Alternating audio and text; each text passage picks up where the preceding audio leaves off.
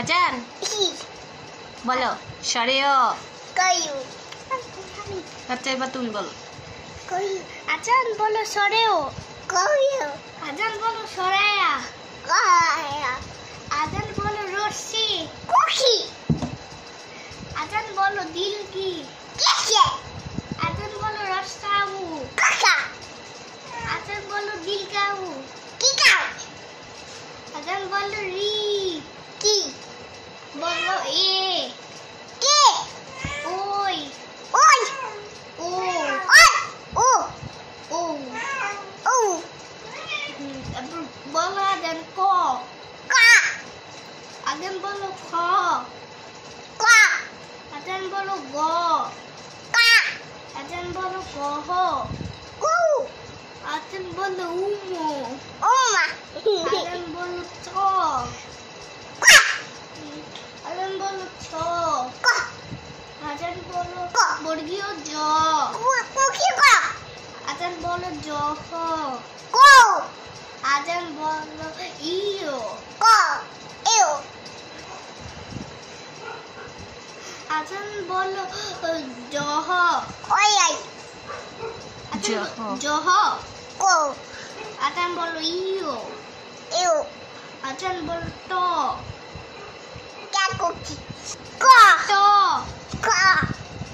আজান বলো ঠ বসো আজান বলো ঠ বলো ক আজান বলো খ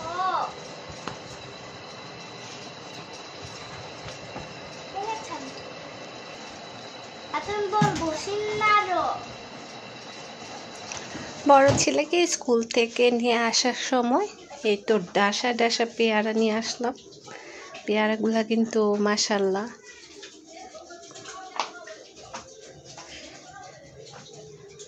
তো এই তো 4টা পেয়ারা এনেছি আর হচ্ছে আমরা এনেছি, আমরাগুলাও বের করে ঝুড়িতে রাখতেছি। বাচ্চাদেরকে লবণ দিয়ে মেখে দিলে খুবই পছন্দ করে।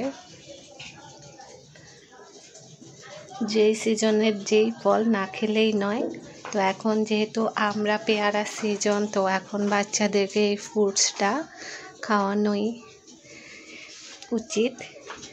তো যাই হোক, পেয়ারাগুলো উপরে রাখবো আর আমরাগুলো নিচে রাখবো, সুন্দর করে গুছিয়ে রাখতেছি।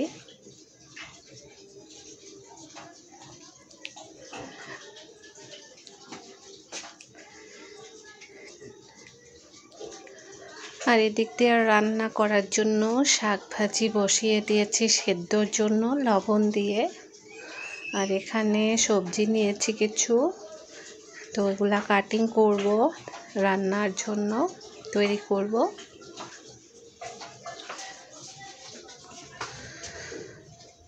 তো এই তো,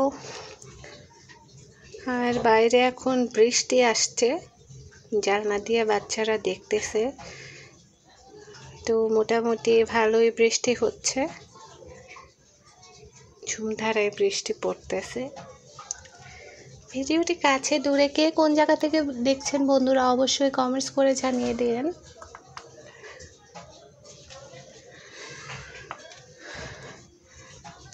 তো বর্ষাকাল যেহেতু একটু পরপরই বৃষ্টি আসে।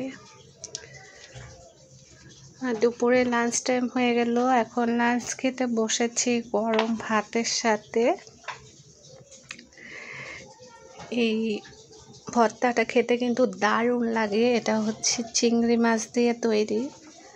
তো এটার রেসিপি একদিন দেখিয়েছিলাম, তো এটা আমি ভেজে রেখে দিয়েছিলাম অনেকগুলা। এখন আজকে আবার হচ্ছে পেঁয়াজ মরিচ ধনিয়া পাতা সরিষার তেল দিয়ে বানিয়ে নিলাম। তো সংরক্ষণ করে রেখে দিয়েছিলাম, মানে যে কোনো সময় খেতে মন চাইলে এভাবে করে বানিয়ে নিয়ে শর্টকাটে খাওয়া যায়। তো ভিউয়ার্স, আজকের মতো বিদায় নিচ্ছি। সবাই ভালো থাকবেন, সুস্থ থাকবেন। আল্লাহ হাফিজ।